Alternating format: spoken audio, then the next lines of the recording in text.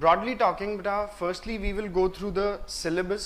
एक बार सिलेबस का थोड़ा ब्रॉड आइडिया लग जाए तो फिर प्लानिंग करना इजी रहता है, कोर्स को कवर करना इजी रहता है और मज़ा भी आता है। तो सबसे पहले तो अपन सिलेबस के बारे में ही जान लेते हैं। सीए इंस्टीट्यूट ने फाउंडेशन के लिए किस तरह से हमारे लिए सिलेबस डिज़ाइन किया है। मेन फोकस यहाँ पे अपना वेटेज पे भी रहेगा, ठीक है। सिलेबस तो आप लोगों ने बुक में देख ही लिया होगा।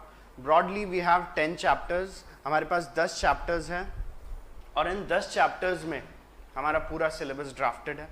ये 10 चैप्टर्स जो हैं ये कुछ रिगार्डिंग क्लास 11th है, कुछ कवर करेंगे हमारे 12th क्लास के कंटेंट को, और कुछ टॉपिक्स हमारे लिए बिल्कुल नए होंगे जिन्हें फाउंडेशन में ही आके आप लोग पढ़ रहे होंगे, ठीक है। बात करें बेटा वेटेज की, तो देखिए 10 जो चैप्टर्स हैं आपके वो यूनिट्स में डिवाइडेड हैं। जैसे पहला चैप्टर, ये अकेला चैप्टर है वैसे फर्स्ट यूनिट में, और पूरा चैप्टर थ्योरेटिकल है, नाम ही है थ्योरेटिकल फ्रेमवर्क। इसमें हम अकाउंटिंग के बेसिक्स के बारे में समझते हैं। ये वो बेसिक्स हैं बेसिकली जो आपको 11th क्लास में पढ़ाए जाते हैं। सारे चैप्टर्स वही हैं बेटा। Meaning and scope of accounting, accounting concepts, accounting terminologies, capital expenditures, revenue expenditures, accounting policy. Overall in chapters का वेटेज एज पर ICAI है 5 to 10% मार्क्स। अब ये ऐसा रहता है नहीं रहता वो मैं अभी आपको पेपर में भी दिखा दूंगा, बट एक ब्रॉडली सिलेबस को जानना ज़रूरी है कि भाई हमें करना क्या क्या है। तो देखिए ये जो फर्स्ट चैप्टर है ये बेसिक्स ऑफ अकाउंटिंग है, और वो कहते हैं ना जड़ें मजबूत होना ज़रूरी है, तो ये वही जड़ें हैं अकाउंटिंग की। ये 8 यूनिट्स जो हैं इस चैप्टर में ये बेसिकली अकाउंट्स का क्रक्स है। इसके बाद अपन बात करें तो नेक्स्ट यूनिट 2 आता है जिसमें हमारे चैप्टर्स है 2nd, 3rd, 4th और 5th। 4 चैप्टर्स इसमें हमें मिलेंगे। 2nd अगेन 11th क्लास पे ही बेस्ड है पूरा।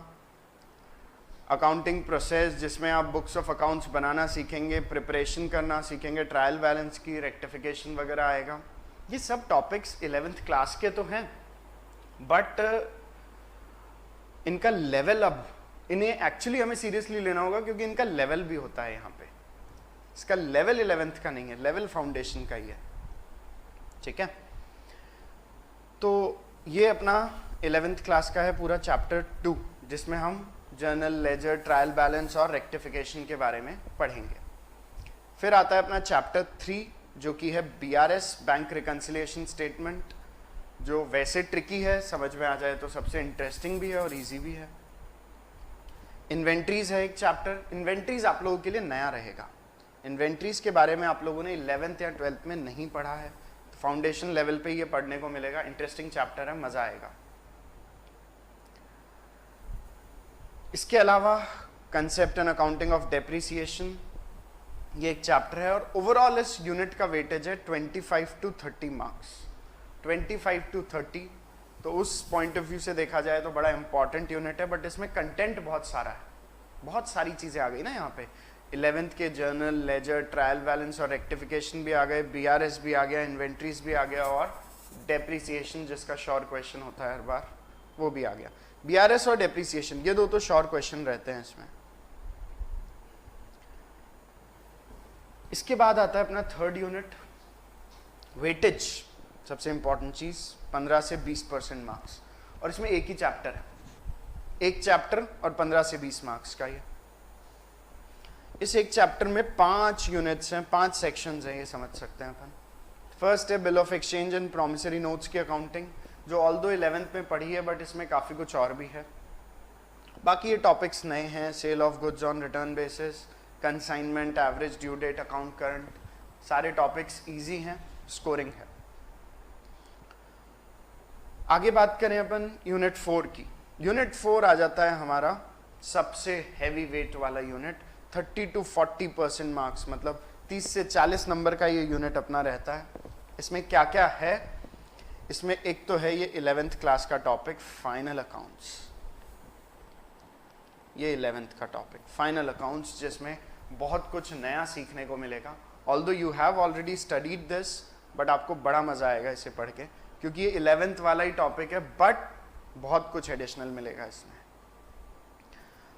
फिर है पार्टनरशिप। पार्टनरशिप 12th में आपने पढ़ी है, बट इसमें भी बहुत सारी चीज़ें नई नई आ जाएंगी, JLP आ जाएगा और कई सारी चीज़ें आ जाएंगी। पार्टनरशिप में वैसे आपके 12th के सिलेबस के कंपैरिजन में अगर अपन बात करें बेटा, तो वी हैव एडमिशन, जो सबसे इंपॉर्टेंट चैप्टर 12th में भी होता है, फंडामेंटल्स भी यहाँ पे है, change in profit sharing ratio भी है, डिसोल्यूशन नहीं है, रिटायरमेंट डेथ है, डिसोल्यूशन नहीं है। तो डिसोल्यूशन ऑफ पार्टनरशिप के अलावा हमें सारे टॉपिक्स यहाँ पे देखने को मिलेंगे, ठीक है। इसके अलावा NPO, ये भी एक बड़ा इंपॉर्टेंट टॉपिक है यहाँ पे। NPO में भी बड़ा मज़ा आएगा पढ़ने में, और जैसा कि मैंने पहले ही बता दिया, इन सभी का 7th chapter, 8th chapter and 9th chapter combined weightage है 30 to 40% मार्क्स। पास तो अकेला ये यूनिट करवा देगा, लेकिन हमें लाने अच्छे नंबर, हमें लानी है ऑल इंडिया रैंक, तो फिर हमें करनी पड़ेगी थोड़ी और मेहनत। लास्ट है अपना कंपनी अकाउंट्स, जो कि है 5th यूनिट, एक ही चैप्टर है इसमें, चैप्टर 10 से 15% मार्क्स इसके रहते हैं। अभी रिसेंटली जो जनवरी में एग्जाम हुए उसका बताऊं तो 15 मार्क्स का क्वेश्चन इससे भी था।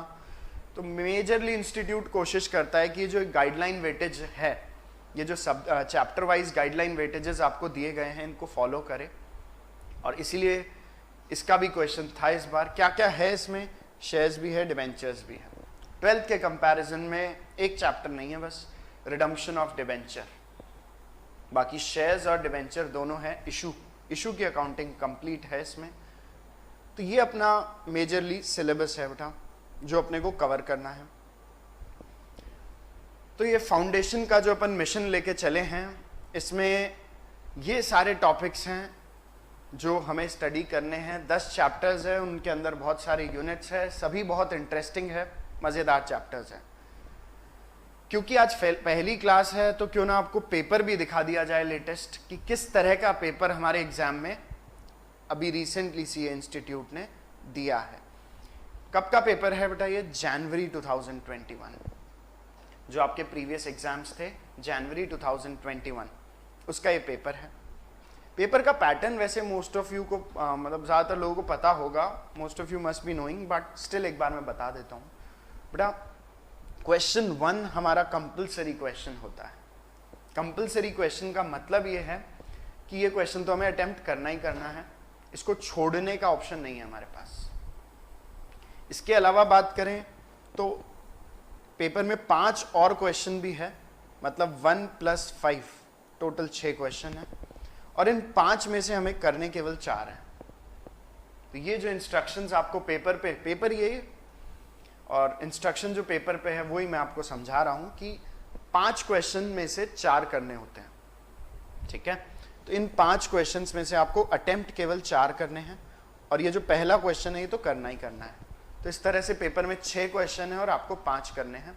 हर क्वेश्चन का वेटेज 20 मार्क्स है। Each question will carry 20 marks, तो 20 नंबर का है। अब सबसे पहला सवाल तो बच्चों के मन में यही आ जाता है कि थ्योरी कितनी, प्रैक्टिकल कितना। ये बताओ सर, थ्योरी कितनी, प्रैक्टिकल कितना? तो देखो, थ्योरी कितनी, प्रैक्टिकल कितना, इसका कोई कमिटेड जवाब CA इंस्टीट्यूट तो नहीं देता, बट पास्ट ईयर्स में जितने भी एग्जाम हुए हैं उसके हिसाब से मैं आपको पैटर्न बता देता हूं। करीब 20 नंबर की थ्योरी रहती है पेपर में, 20 मार्क्स अप्रॉक्सीमेटली थ्योरी के होते हैं, ठीक है। इतने मार्क्स की तो हमें थ्योरी दिख जाएगी इस पेपर में। इस पेपर में तो हालांकि ज़्यादा है, 21 है, बट मैं तो तुम्हें एक एवरेज बता रहा हूँ। इस पेपर में 21 नंबर की थ्योरी है बेटा। ये पेपर है जनवरी 2021 का, जो लेटेस्ट एग्जाम हुआ है, 21 नंबर की थ्योरी है इसमें। तो 2021 के पहले पेपर में 21 नंबर की थ्योरी CA इंस्टीट्यूट ने रखी। और उसके अलावा हम बात करें तो इन जनरल पैटर्न यही रहता है, अराउंड 20 से 22-24 नंबर तक की थ्योरी पेपर में हमेशा देखने को मिलती है। देखो, वैसे पहला ही क्वेश्चन दिख रहा होगा, ट्रू और फॉल्स, 12 नंबर का। देखो, क्वेश्चंस के अंदर हम अभी नहीं जा रहे हैं, बट ये एक पहला ही क्वेश्चन जो सैंपल के तौर पे तुम्हारे सामने आ गया थ्योरी का। State with reason whether the following statements are true और फॉल्स।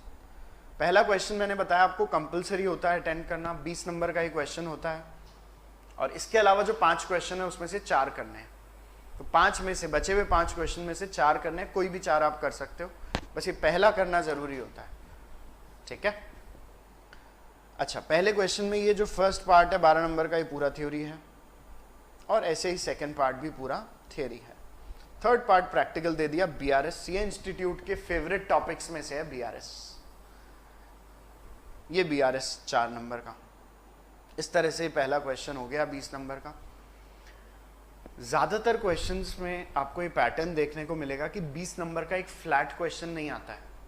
जैसे मैंने बोला कि 20-20 नंबर के 6 क्वेश्चन है, उसमें से 5 करने हैं, तो 20 नंबर का पूरा एक क्वेश्चन नहीं है, उस 20 नंबर में भी बाइफर्केशन किया हुआ होता है। जैसे पहले क्वेश्चन में बाइफर्केशन है 12, 4 और 4, ऐसे ही हमें 10, 5, 5 का भी बाइफर्केशन मिलेगा, आगे एक 10, 10 का भी मिलेगा, और एक 15, 5 का भी मिलेगा, ठीक है।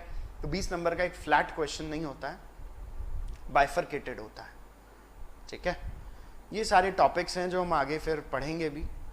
एक बेसिक ओवरव्यू मैं आपको पेपर का दे दूं। जैसे कंपनी अकाउंट्स आप लोगों ने 12th में खूब प्रैक्टिस की है।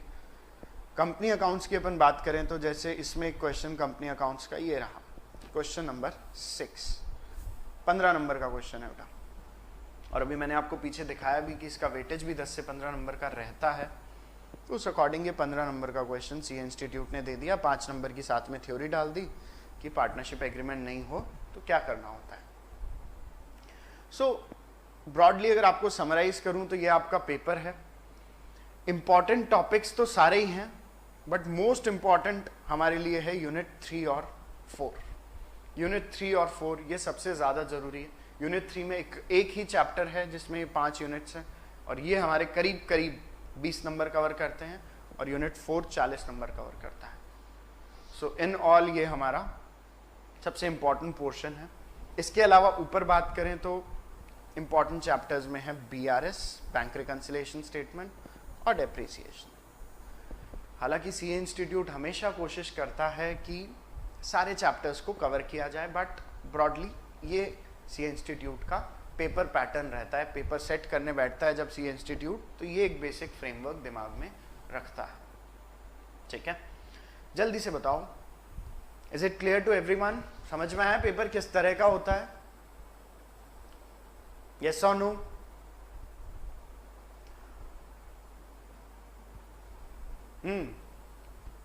How many of you are active? कितने लोग एक्टिव हैं और बाकी सो रहे हैं? Nupur is active, Sumit is active, Antima is active, ठीक है बेटा। सो ये एक ब्रॉड फ्रेमवर्क है। अकाउंट्स की अगर मैं बात करूं ना, चारों पेपर्स का मिला के बता रहा हूं मैं आपको, law, economics, mathematics and accountancy, चारों में सबसे स्कोरिंग यही है, ठीक है।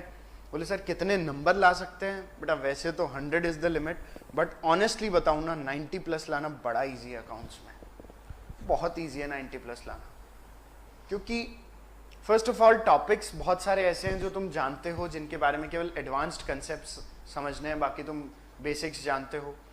उसके अलावा जितना भी क्वेश्चंस यहाँ पे फ्रेम किए जाते हैं पेपर में, वो सारे 50-25-25 के पैटर्न पे फ्रेम किए जाते हैं। बोले सर ये 50-25-25 क्या है? बेसिकली 50-25-25 एक पेपर फॉर्मिंग पैटर्न होता है, जिसमें सीए इंस्टीट्यूट कोशिश करता है कि 50 नंबर का पेपर इजी हो, जो सब अटेम्प्ट कर पाए। इसीलिए सीए इंस्टीट्यूट ट्रू और फॉल्स और ऐसी चीज़ें भी डालता है ताकि सब अटेम्प्ट कर पाए। 25 नंबर का पेपर अकाउंट्स में आपको ऐसा देखने को मिलेगा जिसका एवरेज लेवल है। एवरेज लेवल है मतलब एक मॉडरेट बच्चा कर सकता है इन क्वेश्चंस को। और 25 नंबर, लास्ट के 25 नंबर में सीए इंस्टीट्यूट कोशिश करता है अच्छे क्वेश्चंस को डालने की, गुड क्वेश्चंस, अच्छा लेवल होता है इनका। तो ये 50-25-25 का पैटर्न होता है, तो इसलिए ये 75 तो इजीली सिक्योर हो ही जाते हैं, और अच्छी तैयारी के साथ आप इस 25 में से भी अच्छा खासा स्कोर कर सकते हैं।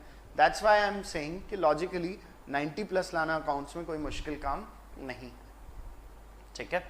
तो हम इसी ऑब्जेक्टिव को लेके और एक टॉपिक के साथ बढ़ते हैं। अब आज एक सबसे बेसिक टॉपिक ले लेते हैं अपन।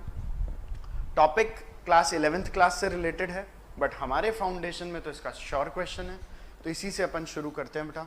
टॉपिक का नाम है BRS, full form is bank reconciliation statement. Yes Ritika, you are also active, good. Topic का नाम है बेटा bank reconciliation statement. BRS short में से बोलते हैं हम। BRS आपने पिछली बार देखा था 11th क्लास में, कितना समझ में आया था कितना नहीं आया था आई डोंट नो, अब पूरा समझ में आएगा। अब इसका एक एक कंसेप्ट, एक एक लॉजिक आपको समझ में आएगा, कोई दिक्कत नहीं आएगी। BRS एक ऐसा चैप्टर है जिसे आप लॉजिकली समझ लो तो बस कोई दिक्कत ही नहीं है, फिर तो क्वेश्चन ऐसे लगते हैं जैसे बिल्कुल ही लड्डू है, और नहीं समझो तो फिर मुश्किल लगने लगता है। इससे मुश्किल कोई टॉपिक नहीं है, तो इसलिए BRS से अपन शुरू कर रहे हैं, ठीक है। एक मीडियोकर टॉपिक है, ज़्यादा थियरी नहीं, ज़्यादा प्रैक्टिकल नहीं, एक बीच का टॉपिक है, ठीक है। सबसे पहले आते हैं मीनिंग पे। किसी भी टॉपिक को समझने से पहले उसका मीनिंग दिमाग में सेट हो जाए, पर्पस दिमाग में सेट हो जाए, तो बस फिर अपना काम हो जाता है। ये दो चीज़ें दिमाग में सेट हो जाए ना, तो ही उस टॉपिक को पढ़ने का मन करता है। तो सबसे पहले तो मैं आपको मीनिंग बताता हूँ। फुल फॉर्म आपको पता ही है, bank reconciliation statement. Bank reconciliation statement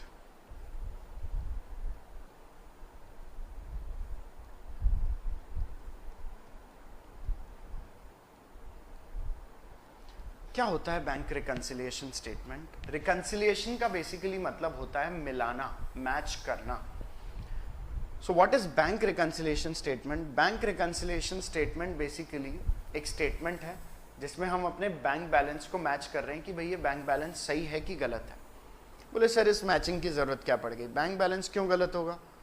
हम कोई झूठे थोड़ी हैं, झूठा कोई नहीं है, लेकिन बैंक बैलेंस कई बार डिफर कर जाता है। बैंक बैलेंस से रिलेटेड अकाउंटिंग हम करते हैं हमारी कैश बुक में, ठीक है। कैश बुक में बैंक कॉलम हम बनाते हैं, डबल कॉलम कैश बुक आपने देखी होगी। कैश बुक में हम जो बैंक कॉलम बनाते हैं उसमें सारी बैंक से रिलेटेड ट्रांजैक्शन रिकॉर्ड करते हैं, और ऐसे ही बैंक भी ये सारी ट्रांजैक्शंस रिकॉर्ड करता है पासबुक में, ठीक है। तो हम हमारी बैंक की सारी एंट्रीज कैश बुक में करते हैं, बैंक वही सारी एंट्रीज पासबुक में करता है, ठीक है। तो लॉजिकली तो दोनों का बैलेंस बराबर होना चाहिए कि भाई अगर कैश बुक में बैंक बैलेंस 5 लाख आ रहा है तो पासबुक में भी बैंक बैलेंस 5 लाख होना चाहिए, बट कई बार ये अलग होता है। मान लो यहाँ बैलेंस है 3 लाख, अब कौन सच्चा है? हम बोल रहे हैं बैंक बैलेंस है हमारा 5 लाख, बैंक बोल रहे हैं नहीं आपका बैंक बैलेंस है 3 लाख, कौन सच्चे हैं? तो बस इसी का एनालिसिस करने के लिए हम बनाते हैं BRS। इसी का एनालिसिस किया जाता है BRS में। हम क्या जज करने की कोशिश करते हैं? हम ये देखने की कोशिश करते हैं कि क्यों ये बैंक बैलेंस हमारा अलग है और पासबुक में अलग है। बहुत सारे कारण हो सकते हैं इसके, बहुत सारे कारण, there are n number of reasons जिसकी वजह से ये बैलेंस डिफर कर सकता है। बट अगर आपको क्रक्स बताऊं मैं इस बात का, तो क्रक्स ये है कि इनमें डिफरेंस इसलिए होता है क्योंकि या तो कोई एंट्री ऐसी है जो कैश बुक में हो गई, पासबुक में नहीं हुई, ठीक है, या कोई एंट्री ऐसी है जो पासबुक में हो गई, कैश बुक में नहीं हुई। तो कैश बुक में हो गई, पासबुक में नहीं हुई, या पासबुक में हो गई, कैश बुक में नहीं हुई। यही एक रीजन हो सकता है जिसकी वजह से डिफरेंस आ रहा है कैश बुक और पासबुक के बैलेंस में, ठीक है। तो अब कैश बुक में हमारे बैलेंस दिख रहा है केवल 5 लाख, मतलब 5 लाख, और पासबुक में दिख रहा है केवल 3 लाख। तो डिफरेंस आ रहा है बेटा 2 लाख का, और इस 2 लाख के डिफरेंस को एनालिसिस करने के लिए ही हम बनाते हैं ये BRS, बैंक रिकंसिलिएशन स्टेटमेंट, ताकि रिकंसाइल करें। रिकंसाइल का मतलब होता है मैच करना, मैचिंग बिठाना। तो रिकंसाइल करने का मतलब है मैचिंग बिठाना। हमें मैचिंग बिठानी है इन दोनों चीज़ों में, कि जो बैलेंस हमारा कैश बुक में अपीयर हो रहा है और जो बैलेंस पासबुक में अपीयर हो रहा है, इसके डिफरेंस के कारण क्या है। बोले सर क्या कारण हो सकता है? देखो कारण बहुत सारे हो सकते हैं। ब्रॉडली अगर मैं आपको बताऊं तो मेन कारण तो सबसे बड़ा तो है चेक्स का क्लियरिंग। हम कभी भी कोई चेक रिसीव करते हैं और उस चेक को बैंक में जमा कराते हैं, तो ऐसे थोड़ी है कि इधर अपन ने चेक जमा कराया और उधर धमाके से बैलेंस बढ़ गया। होता है क्या ऐसा? नहीं, ऐसा नहीं होता है। हम बैंक में चेक जमा कराते हैं, उसके कुछ समय बाद बैंक इस चेक को क्लियर करता है। बोले सर कितना टाइम लगाता है? बेटा लगाना तो 1 से 2 दिन ही चाहिए बैंक को, वैसे तो लॉजिकली तो बैंक को 1 to 2 डेज लगने चाहिए, बट कुछ केसेस में क्योंकि आरबीआई अलाउ करता है इसलिए हो सकता है कभी कभी 7 डेज तक भी लग जाए। पहले के ज़माने में जब इतना इलेक्ट्रॉनाइजेशन नहीं था, इतना कंप्यूटराइजेशन नहीं था, 15-15 दिन लग जाते थे बेटा चेक क्लियर में करने। वो हर्षद मेहता वाली सीरीज देखिए क्या, वो अनक्लियर्ड चेक्स को ही तो यूज़ कर लेता था, 15 दिन तक चेक्स क्लियर होते नहीं थे, तो 15 दिन तक रिसीव करने वाले को पैसा मिलता ही नहीं था, वो यूज़ कर लेता था उस पैसे को बैंक्स की मदद से। तो हर्षद मेहता जो करता था वो यही था कि भाई बेसिकली 15 दिन चेक क्लियर होने में लग रहा है, मतलब ये हुआ कि मैंने आज चेक जमा कराया और मेरे अकाउंट में तो 15 दिन बाद अपीयर होगा ये पैसा, और 15 दिन ये पैसा कहाँ है? बैंक के सिस्टम में। तो पहले ज़्यादा टाइम लगता था, आजकल कम टाइम लगता है, बट लगता है। तो हम बैंक में चेक डिपॉजिट कराते हैं, इसे बोलते हैं check deposited but not cleared.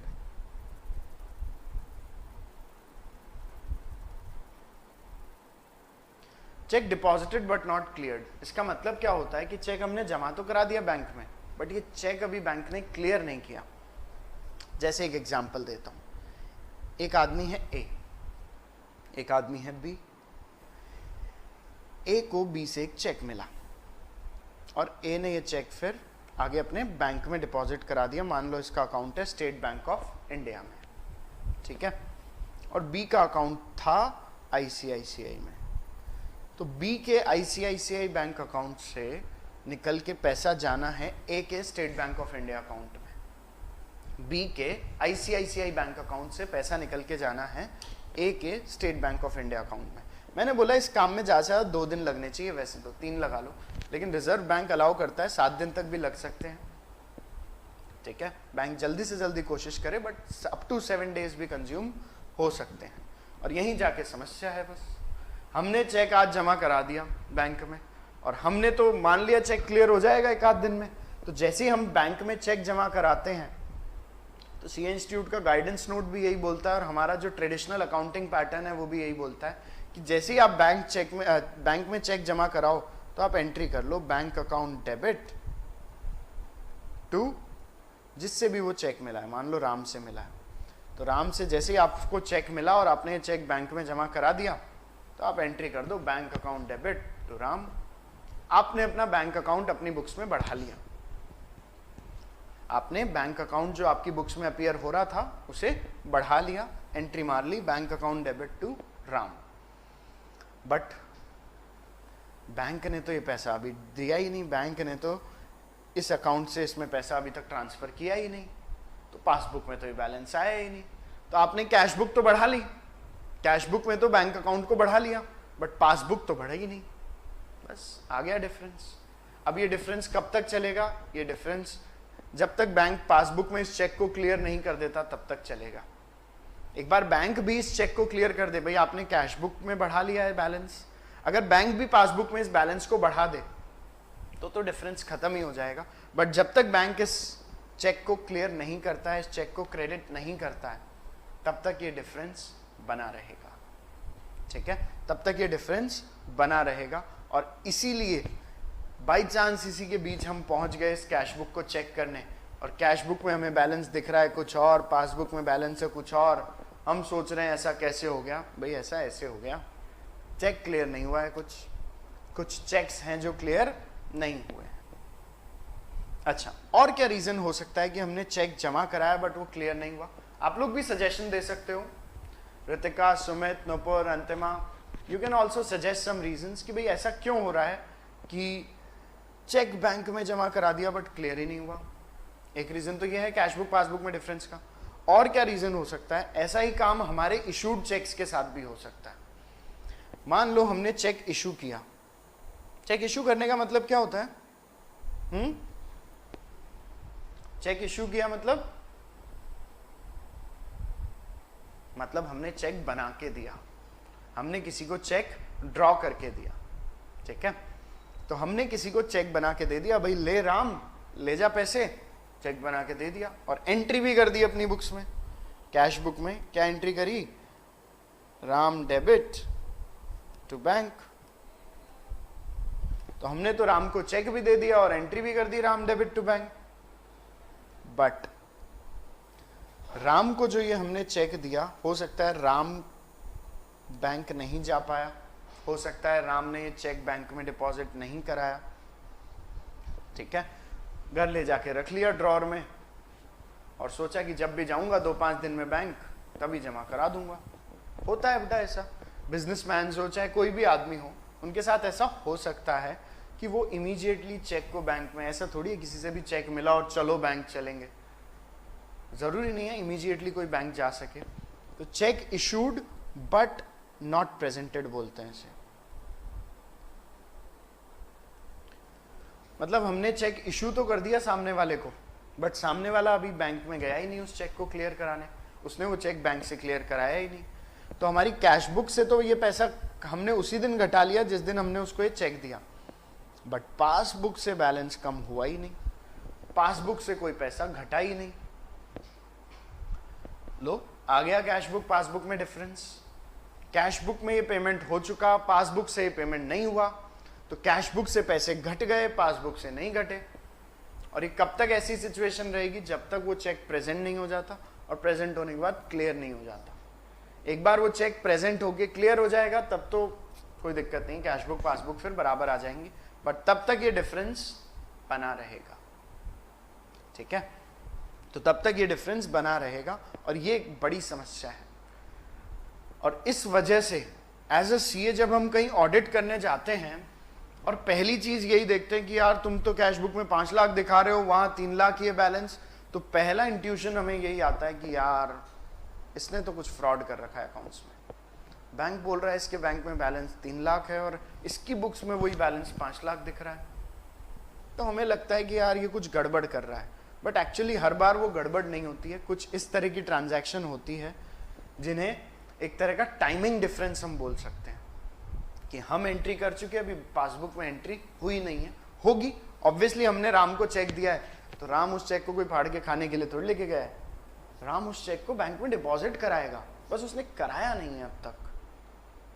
जैसे ही वो उस चेक को बैंक में डिपॉजिट कराएगा, हमारी कैश बुक में और उसकी पासबुक का डिफरेंस खत्म हो जाएगा। हमारी कैश बुक और बैंक की पासबुक में जो डिफरेंस है वो खत्म हो जाएगा, बट तब तक ये डिफरेंस बना रहेगा, ठीक है। तो बेसिकली बीआरएस होता क्या है, BRS is a statement which is prepared to match the balance of bank as per cash book and as per passbook. Bank balance as per cash book और bank balance as per passbook को match करने के लिए बनाया जाता है BRS, ठीक है। पर्पस क्या है, पर्पस ये है कि किसी दिन कोई हमसे आके पूछ ले कि यार आपके तो यहाँ बैलेंस 5 लाख आ रहा है, यहाँ 3 लाख आ रहा है, ऐसा क्यों, तो उसको हम जवाब देने लायक रहें कि भाई ऐसा इसलिए है क्योंकि ऐसी कोई ट्रांजैक्शन हो गई है, ठीक है। उसे हम अपना एक बीआरएस बना के जो हमने बना रखा होगा वो दिखा देंगे कि भाई देखो इन ट्रांजैक्शंस की वजह से ये बैलेंस अलग अलग अपीयर हो रहा है, बाकी एज सच कोई अकाउंटिंग एरर नहीं है, ठीक है। तो बीआरएस का पर्पस है अकाउंट्स की ऑथेंटिसिटी प्रूव करना, अकाउंट्स करेक्ट है ये प्रूव करना, क्योंकि अदरवाइज आप अगर बीआरएस नहीं बनाते हो तो कोई लेमैन भी बोल देगा यार तुम तो फ्रॉड करते हो, तुम तो फ्रॉड करते हो, तुम अकाउंट सही बनाते ही नहीं हो, इसलिए ये डिफरेंस आ रहा है, कुछ भी एंट्री करते हो। बट जो बीआरएस बनाएगा, बीआरएस बना के देगा, बीआरएस दिखाएगा, वो आदमी प्रूव कर सकता है कि देखो मैंने कोई गलती नहीं की, ये तो टाइमिंग डिफरेंस है एक तरह का कि कोई पासबुक में एंट्री नहीं हुई है अभी तक, और जैसे ही वो एंट्री पासबुक में हो जाएगी और ये डिफरेंस अपने आप खत्म हो जाएगा, ठीक है। तो इस डिफरेंस को खत्म करने के लिए मैं कुछ नहीं कर सकता, मैंने अकाउंटिंग बिल्कुल सही की है, देखो मेरा बीआरएस, ठीक है। तो ये पर्पस रहता है बीआरएस का। तो 2 चीजें क्लियर हो गई हमें। मीनिंग क्या है, बीआरएस इज अ स्टेटमेंट। कई लोग सोचते हैं बीआरएस अकाउंट्स का पार्ट है, अकाउंट्स का पार्ट नहीं है, अकाउंट्स के अलावा ये बनाया जाता है, कोई जर्नल एंट्रीज में हम नहीं करते हैं, ठीक है। तो इसलिए ये कोई जर्नल लेजर या उस सीक्वेंस का पार्ट नहीं है जो जर्नल लेजर, ट्रायल बैलेंस और फाइनल अकाउंट्स, वो एक अकाउंटिंग साइकिल चलती है, उस साइकिल का ये पार्ट नहीं है। ये एक स्टेटमेंट है जो हम अलग से बनाते हैं, ये प्रूव करने के लिए कि हमारा जो balance as per cash book है और बैलेंस एज पर पासबुक है, उसके बीच में रीजन जो है, डिफरेंसेस के जो रीजन है, उसमें हमारी कोई गलती नहीं है। ठीक है, सो BRS is a statement which is prepared in order to match the balance as per cash book with the balance as per passbook. Balance as per cash book को बैलेंस एज पर पासबुक से match करने के लिए बनाया जाता है BRS। बेटा अभी आपको कुछ लिखना नहीं है, आज हम केवल कंसेप्ट बिल्डिंग का काम करेंगे, लिखने का काम अपन नेक्स्ट क्लास से शुरू करेंगे। अभी तो कंसेप्ट समझ लो बस, ठीक है। और जहां तक थियोरिटिकल टॉपिक्स की बात है, हम सारे थ्योरी टॉपिक्स, सारे प्रैक्टिकल टॉपिक्स, सब कुछ बहुत अच्छे से कवर करते हुए चलेंगे। और जैसा कि रवि सर ने आपको बता ही रखा है, इसमें रिवीजन और बाकी सब चीज़ें आपकी कवर होंगी, तो बस आप कंसेप्चुअल और लॉजिकल पार्ट पे फोकस करो, ठीक है। बाकी सिलेबस से रिलेटेड आपको कोई टेंशन लेने की ज़रूरत नहीं है, ठीक है। तो meaning and purpose of BRS मैंने आपको बताया। BRS आपके अकाउंट्स की ऑथेंटिसिटी प्रूव करता है। ऑडिटर जब आता है अकाउंट्स चेक करने, CA जब आता है अकाउंट्स चेक करने, और उसको हम BRS बना के दिखा दें, तो ही वो बिलीव करेगा कि हाँ ये डिफरेंस जो है ये, इसमें आपकी कोई गलती नहीं है। फॉर्मेट क्या रहता है BRS का, देखते हैं बेटा। फॉर्मेट ऑफ BRS, बोले सर हमने तो 2 फॉर्मेट पढ़ रखे हैं। बेटा क्योंकि एक स्टेटमेंट है तो आप इसको कैसा भी बना सकते हो, मतलब इसके लिए कोई एक फिक्स फॉर्मेट नहीं है कि भाई इसे ऐसा ही बनाओ, इसे ऐसा ही बनाया जाए। कोई जैसे कंपनीज एक्ट में बैलेंस शीट के लिए शेड्यूल 3 है, तो बैलेंस शीट वैसे ही बनानी पड़ेगी, बट ऐसा यहाँ कुछ नहीं है, इसको हम अपने हिसाब से बना सकते हैं। तो आपको 2 फॉर्मेट हो सकता है सिखाए गए हों, मैं दोनों के बारे में बताऊंगा, बट एक बार मैं तुम्हें पहला फॉर्मेट यहाँ ड्रॉ करके दिखाता हूँ, जिसमें 3 कॉलम्स रहेंगे। बेटा क्या क्या कॉलम्स रहेंगे? पहला तो पर्टिकुलर्स,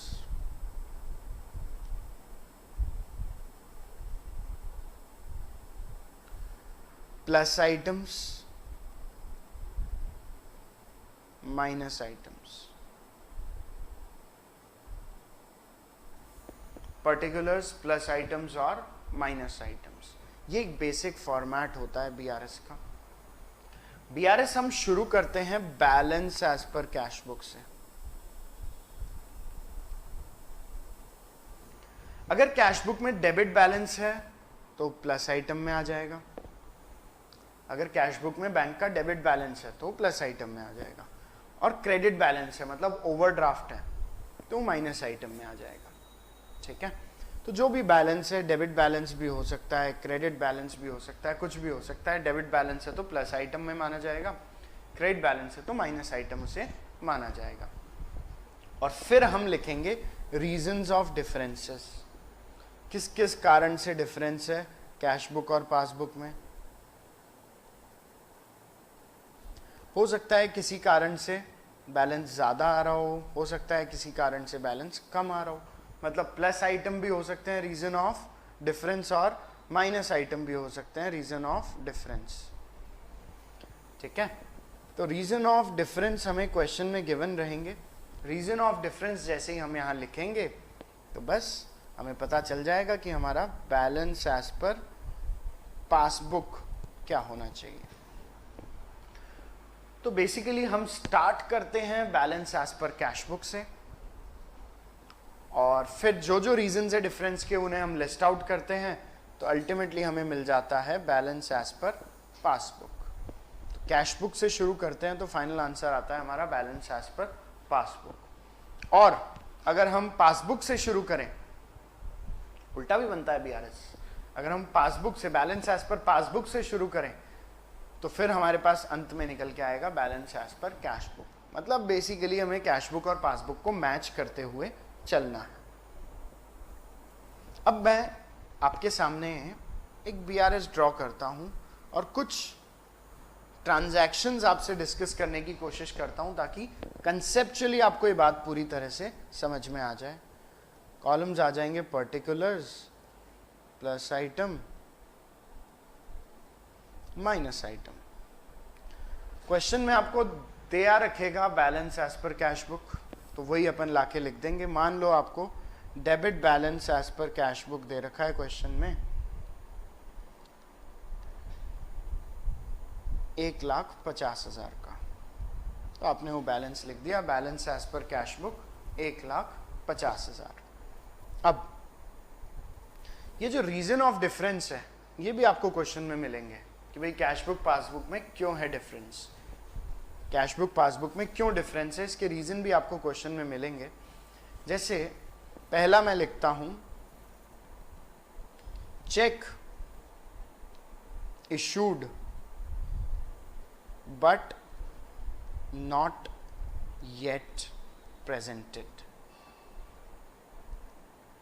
अमाउंट है मान लो ₹20,000। अब ये प्लस आइटम है माइनस आइटम है ये जानना है हमें, लेकिन पहले हम इस ट्रांजैक्शन को समझते हैं।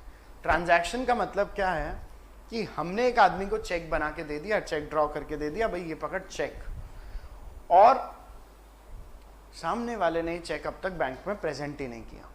तो सिचुएशन क्या है समझना, मेरा लेफ्ट हैंड जो है वो कैश बुक का बैलेंस रिप्रेजेंट करता है और ये राइट हैंड को मैं मान लेता हूं कि ये पासबुक को रिप्रेजेंट करता है।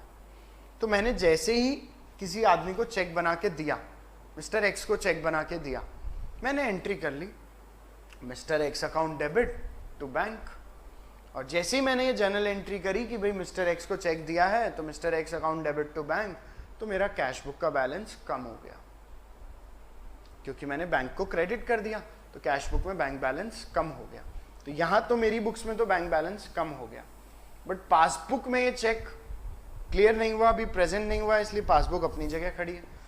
बैंक को तो इस चेक के बारे में भी पता ही नहीं है ना, बैंक में तो ये चेक प्रेजेंट ही नहीं हुआ, तो पासबुक से भी कोई पैसे नहीं कटे। कैश बुक से तो हमने कम कर लिया बैलेंस, कैश बुक में तो बैंक को क्रेडिट कर दिया, पासबुक से कुछ नहीं कटा। और हमारा ऑब्जेक्टिव पता है क्या है यहाँ पे, कैश बुक पासबुक को बराबर लाना। हमारा ऑब्जेक्टिव है कैश बुक और पासबुक को बराबर लाना।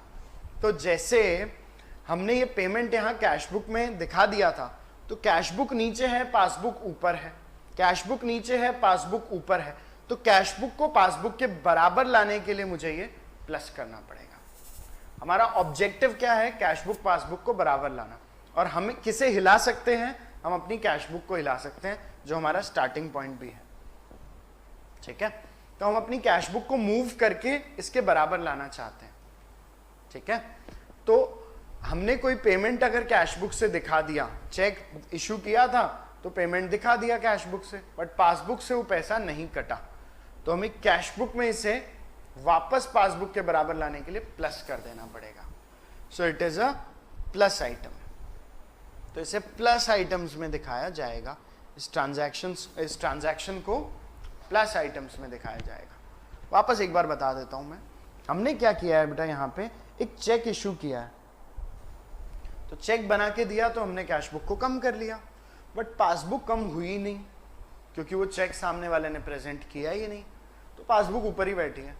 पासबुक में बैलेंस ज्यादा है कैश बुक से, और कैश बुक को पासबुक के बराबर लाने के लिए हमें क्या करना पड़ेगा, प्लस, इसलिए इसे हमने दिखाया है एज अ प्लस आइटम, ठीक है। अच्छा, एक और ट्रांजैक्शन लेते हैं हम, bank charges recorded in passbook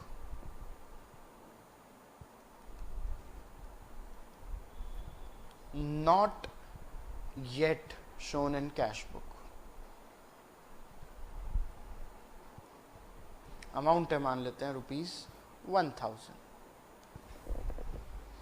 transaction लिया बेटा मैंने आपके सामने एक, कि भाई बैंक चार्जेस थे कुछ जिन्हें पासबुक से तो पे कर दिया गया, बट हम कैश बुक में एंट्री करना भूल गए, अब तक हमने इन्हें कैश बुक में रिकॉर्ड नहीं किया। Not yet shown in cash book मतलब हमने इन्हें अभी तक कैश बुक में नहीं दिखाया।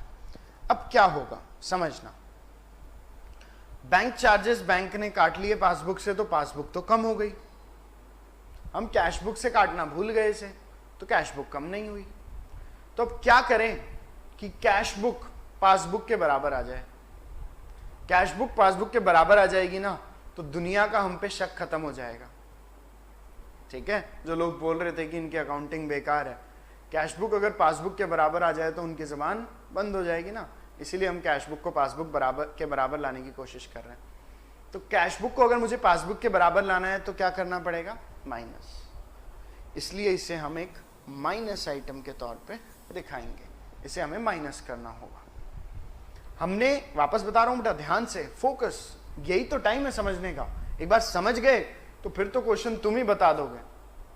कल जब तुमसे कराऊंगा तब तो सब तुम ही कर दोगे, बट एक बार समझो, ट्रांजैक्शन समझो, ट्रांजैक्शन का नेचर समझो और ट्रीटमेंट समझो। एक पेमेंट था बैंक चार्जेस का जो पासबुक से कट गया, हम कैश बुक में एंट्री करना भूल गए, तो कैश बुक को पासबुक के बराबर लाने के लिए मुझे क्या करना होगा, माइनस, ताकि कैश बुक पासबुक बराबर आ जाए। इसलिए इसे हमने लिखा है एज अ माइनस आइटम। ठीक है, एक और ट्रांजैक्शन लेते हैं। बैंक बेटा हमें इंटरेस्ट वगैरह देता है ना, ब्याज वगैरह देता है बैंक, तो कभी कभार पता नहीं चल पाता, क्योंकि बैंक तो हमारे अकाउंट में क्रेडिट कर देता है, छोटा मोटा फिगर है इसलिए हम दिमाग नहीं लगाते। अगर बैंक में मान लो 2-3 हज़ार का इंटरेस्ट आया भी है तो कई बार आदमी दिमाग नहीं लगाता, उसे ध्यान नहीं जाता कि यार बैंक बैलेंस इतना कैसे बढ़ गया, क्योंकि एक्चुअली वो चेंज बहुत छोटा सा है।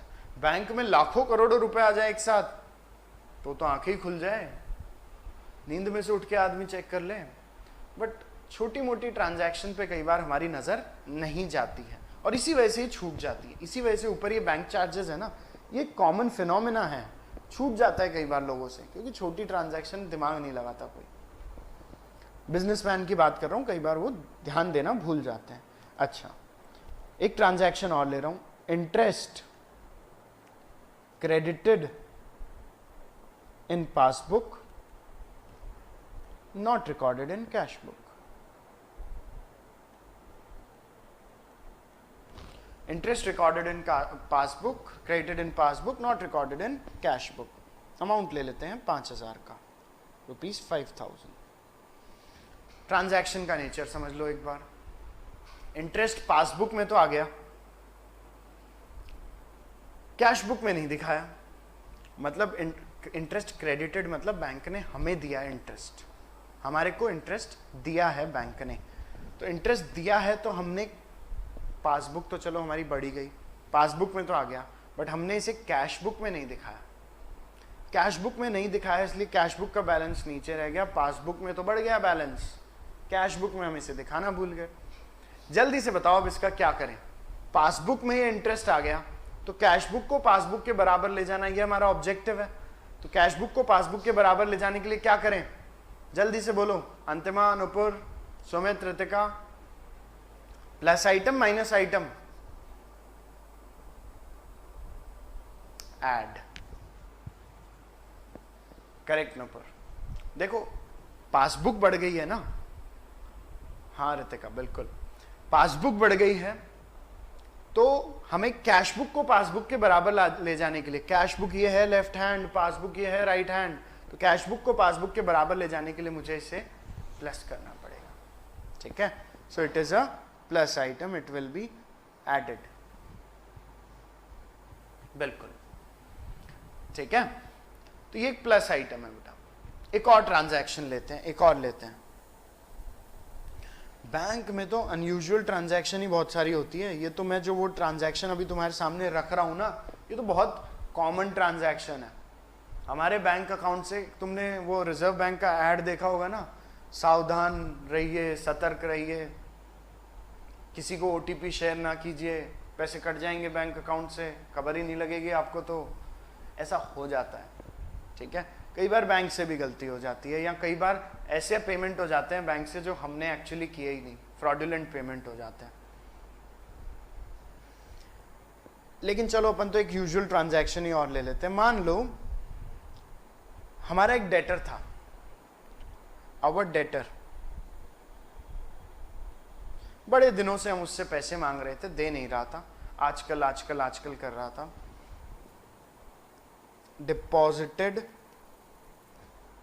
₹15,000 directly in our bank account. Bank में सीधे हमारे बैंक में जाके उसने जमा करा दिए। हम बड़े दिनों से पैसे मांग रहे थे, उसने सीधे गया और हमारे बैंक अकाउंट में जमा करा दिए। Not yet recorded in cash book, उसने हमें नहीं दिए, डायरेक्टली जमा कराया, इसलिए हमें पता नहीं चल पाया या हमने उस ट्रांजैक्शन को रिकॉर्ड करने की ध्यान नहीं दी। इस वजह से ये ट्रांजैक्शन बैंक में तो रिकॉर्ड हो गई, पासबुक में तो ऑब्वियसली जमा हो गए पैसे, बट कैश बुक में ये ट्रांजैक्शन हम रिकॉर्ड करना भूल गए या रिकॉर्ड करने से रह गई। हो जाता है कई बार ऐसा, लोग आपको पैसे आजकल गूगल पे कर देते हैं, फ़ोन पे कर देते हैं, आप भी स्क्रीनशॉट देख लेते हो बस और अपने काम में लग जाते हो, एंट्री करना भूल जाते हो। तो इस वजह से क्या है, पासबुक में वो पैसा तो आ गया बट कैश बुक में एंट्री नहीं हुई, कैश बुक नहीं पड़ी। तो पासबुक तो बढ़ गई, पैसा आ गया डेटर से, पासबुक बढ़ गई, कैश बुक नहीं बढ़ी। वापस बताओ अब क्या करूं मैं कैश बुक को पासबुक के बराबर लाने के लिए? एवरीवन जल्दी से। सबको एक्टिव रहना है तभी मजा आएगा। करेक्ट नूपुर, सही बोल रहे हैं बेटा। It is a plus item, ये एक प्लस आइटम है ना, क्योंकि पासबुक बढ़ गई है तो भाई कैश बुक भी बढ़ाओ, कैश बुक भी बढ़ाओ, ठीक है, प्लस आइटम है। अच्छा, कई बार एरर भी हो जाता है, बिल्कुल सुमित, यू आर करेक्ट। कई बार एरर भी हो जाता है हमसे। कैसा एरर कि हमने एक पेमेंट दिखा दिया कैश बुक से जबकि वो गलत था, मतलब एक्चुअली कोई वैसा पेमेंट था नहीं, हमसे एंट्री करने में ही गलती हो गई। Payment wrongly shown in cash book.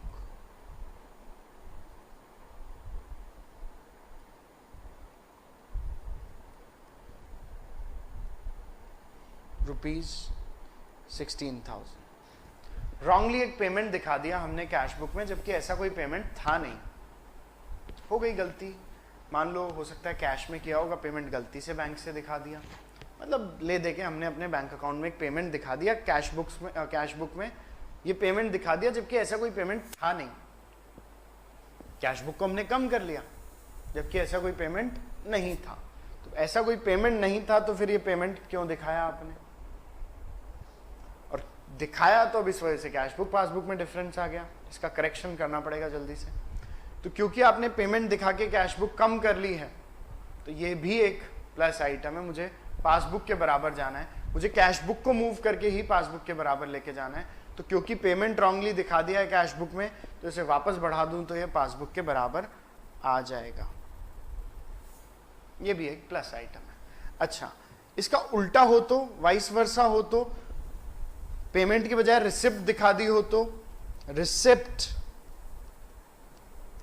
Of ₹21,000 wrongly shown in cash book. Cash book में एक रिसिप्ट दिखा दी 21,000 की, ऐसी कोई रिसिप्ट थी नहीं। अब क्या होगा, प्लस या माइनस?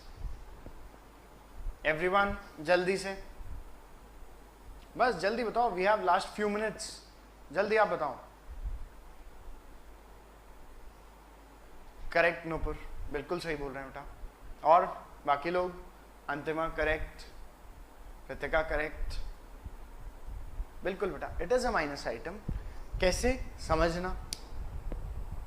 देखो ये हाथ वाला जो मेथड है ना, ये सबसे बढ़िया मेथड है क्योंकि हमें कोऑर्डिनेशन ही तो जज करना है कि कैश बुक ऊपर है या पासबुक ऊपर है ताकि उन्हें बराबर ला सकें। तो कोऑर्डिनेशन ही जज करना है ना, तो हाथ वाला मेथड इसमें बेस्ट है।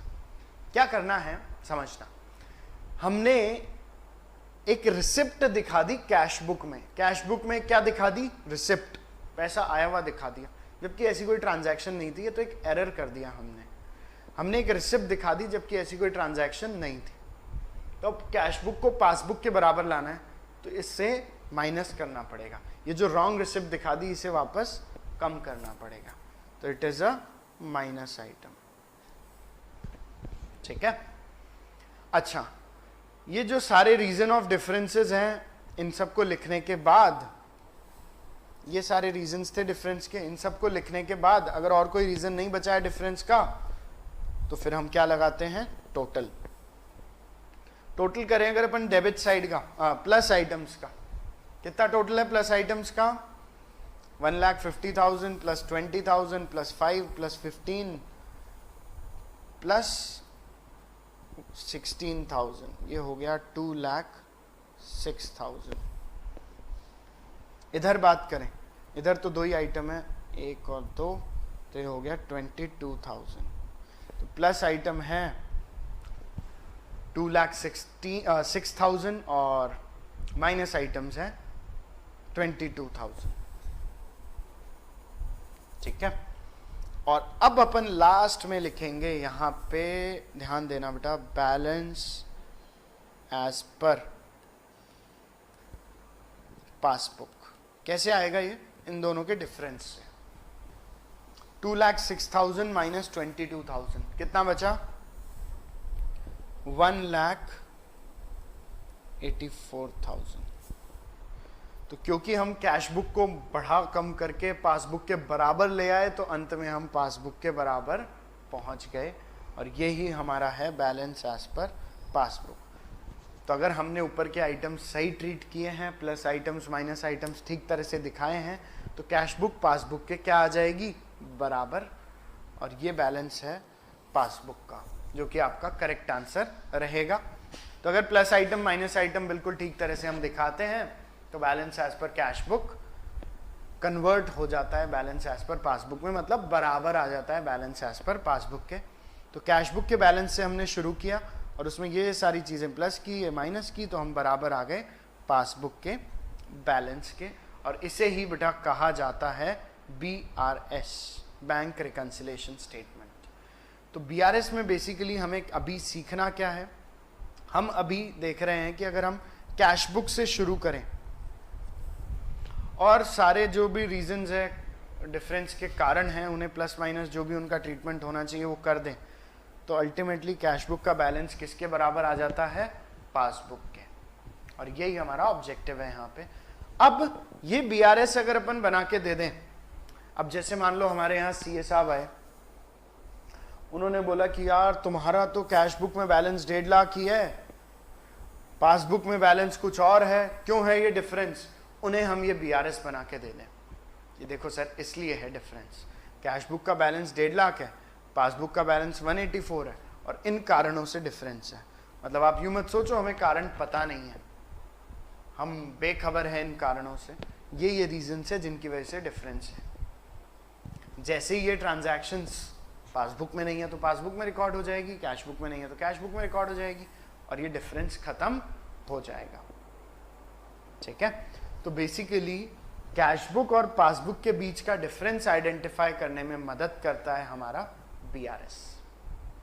ठीक है, और ये एक स्टेटमेंट फॉर्म में हम प्रेजेंट कर देते हैं, ताकि कोई लेमैन भी समझ सके कि कैश बुक का में 1.5 लाख जो आ रहा है वो पासबुक में 1.5 लाख क्यों नहीं आ रहा, 184 क्यों आ रहा है। तो उसे लेमैन को भी पढ़ के समझ में आ जाए, अच्छा इन ट्रांजैक्शंस की वजह से डिफरेंस चल रहा है। ठीक है, is it clear to everyone, समझ में आया आप लोगों को, यस और नो, क्विकली।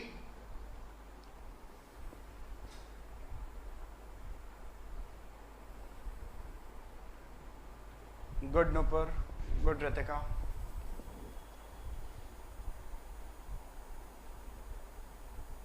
ग्रेट, चलो ठीक है बेटा, we will carry on with our discussion. हम इस डिस्कशन को आगे कंटिन्यू करेंगे। कल हम इसका थ्योरेटिकल पार्ट भी लिखेंगे और फिर कुछ क्वेश्चंस आपके बुक के करेंगे। स्टडी मटेरियल के भी क्वेश्चंस हम लेके चलेंगे, स्टडी मटेरियल को एज अ बेस हम यूज़ करेंगे, और हमारा टारगेट यही है कि हमें अपने मार्क्स को 90 से ऊपर ले जाना है अकाउंट्स में।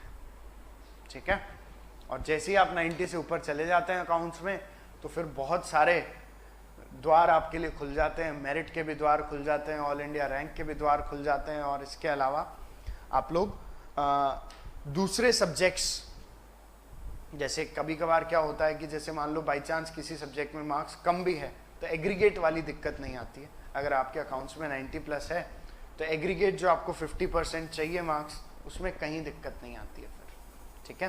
तो इसी ऑब्जेक्टिव के साथ अपन चलेंगे। ओके बेटा, thank you so much, bye bye.